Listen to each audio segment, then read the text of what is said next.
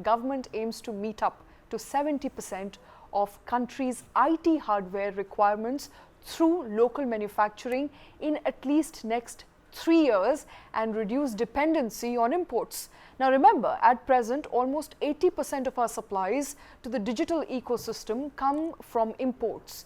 As many as 40 companies including Dell, HP, Lenovo have applied for the IT hardware PLI scheme after government restricted imports of IT hardware just about a couple of weeks ago, after which there seems to be a renewed focus on making in India, especially making IT hardware in India, making India Atmanirbhar, ensuring that there is more IT hardware produced as opposed to what it was a couple of years ago, even in fact just until recently. How feasible is this? You're saying 70% of all needs will come from India, while at the moment 80% comes from outside. So definitely it's a very ambitious target that India has And set 3 out to 4 for years. itself. 3 years is what Rajiv Chandrasekhar, MOS for Ministry of Electronics and IT, has gone on record telling reporters that 3 years is the time frame within which 70% of India's IT hardware needs will be serviced by India domestically. Now, what does this really mean? This, number one, means that out of those 40 companies that you mentioned, including Dell, HP, Lenovo, etc., who have applied to avail the PLI scheme here in India, will have to be given some sort of an incentive. So the applications will have to be passed, because for 70% of domestic production and Atmanirbharta, so to speak, in catering to our own IT demands and needs, we would need pretty much every country, every company producing laptops, producing servers, producing desktops, producing tablets, producing cameras out there to actually start making in India. Right now, is that feasible? I mean, technically, there is no reason for it to not be feasible. But then I think the government will have to look at the cost-benefit analysis of this. And the time taken to set up these factories, sure. that is substantial Shweta, as well. thankfully, we live in modern times where robotics are an integral part of the manufacturing process, right? Where supply chains have also been augmented in a manner that, you have just-in-time production supplies emerging thanks to the infrastructure in time for your assembly to go through. So, time frame setting up, 40 factories in 3 years is not a big deal. I think if companies put their minds to it and go ahead and make that commitment, make that investment, and are able to acquire land, which of course is primary concern number one. If they're able to acquire land in India, then given India's overall English-speaking population, size of the population, etc., labor should be easy to get by as well. Now, the bigger challenge is that out of these 40 companies which want to avail the PLI facility in India, I think the government will have to look at its cost of incentivizing these companies. And for that, Rajiv Chandrasekhar has also said that the 17,000 crore rupee outlay on IT hardware PLI will perhaps have to get extended to 23,000 crore rupees. So that is another 6,000 crore rupees outlay over a period of 3 years. Okay. Now, within these 3 years, if domestic production were to happen to the tune of 70%, then about 4.65 lakh crore rupees worth of equipment would be made in India.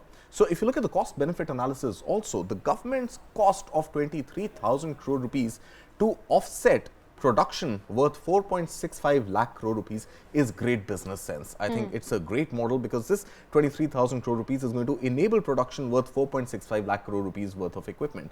Now, the matter boils down to one critical factor, and that is that will these companies actually go ahead and bite the bullet to make in India? Now, again, if you look at it from their perspective, do they have a choice? Can any company right now think of existing or thriving in the absence of India being a market? And given the size of our market, given the large consumer base that every company finds in India, will it be prudent for any company to ignore India from its business plans? Simple answer, no. So, will they want to come to India? Yes. Will they have to invest in India? If they want to sell in India, they've got to build in India, make in India. So yes, they will have to invest in India. Will the government be able to sustain this push for manufacturing after 2024 once elections are over and the new government or a renewed term for the existing government is back in office, I think the government will have to ensure, whichever government is in power, will have to ensure that there are no further obstacles and no further tweaking of any rules around either localization or taxes or GST or non-payment of the PLI incentive, etc. I think all of that confidence will have to be built to ensure that manufacturing does happen in India. But in the same breath, ITI, which is one of the global think tanks for the IT industry, US-based think tank, has come out and stated very clearly that India has not taken a consultative approach while implementing this import restriction. Yeah, so let's address the elephant in the room. Yeah. What is making these companies make in India, or sudden renewed interest towards making in India when there wasn't any, in fact not a single PLI application even until about 6 months ago, is India's import curbs, the import restrictions on IT hardware.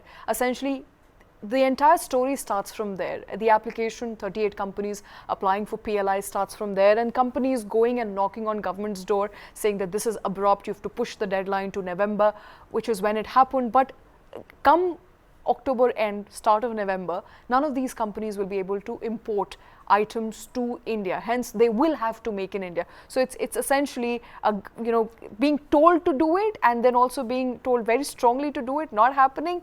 Let's get a ban in place. So I think Shweta, these companies may continue to import for the time being, and not these companies themselves directly, but resellers of laptops and PCs will not see from 1st November manufacturing happening in India. I think what these import restrictions are doing is that you want to identify these are your trusted partners. These are the countries or these are the companies based in these countries from where you could take a license from the Indian government to import. Right. Now, I agree. I think what you're saying is absolutely valid. There is a difference between incentivizing manufacturing and arm twisting companies to manufacture in India. Unfortunately, it seems with these laptop import restrictions, the government is tilting towards the latter and not the former. Incentives were there in place. Incentives were not laptop. Why were incentives not laptop? Because companies found it cheaper to make in China and sell in India, or make in Thailand and sell in India, or make in Vietnam and sell in India. So there was an existing investment that companies had made in geographies outside of India, and in the absence of import restrictions, they were easily importing the manufactured products into India and selling to the Indian consumer. As a business, nothing wrong with it. But what does India want to do? India wants manufacturing to kickstart in India. India wants IT manufacturing self-reliance to happen. And at the same time, India wants to hurt China, from where it is fairly obvious that we don't want imports coming in from China. So I think the government is definitely, pushing the nail really hard into the skins of these companies and saying, you cannot ignore India, you cannot ignore our population, our middle class, and the surge, the aspirations of an affluent India. And if you want to sell these products which have become bread and butter of daily existence for every Indian, then you've got to come and make in India. So companies will have to come and make in India if they want to sell in India. But are they doing it happily? Are they doing it willingly? Will they do it in time? And will they get the right enabled ecosystem even after they make their commitments, is something that the government will have to ensure. And the government is quite confident that it will happen in next 3 to 4 years, which is by when we'll get 70% of our needs met at home in India. We'll of course have to wait and watch out whether that happens.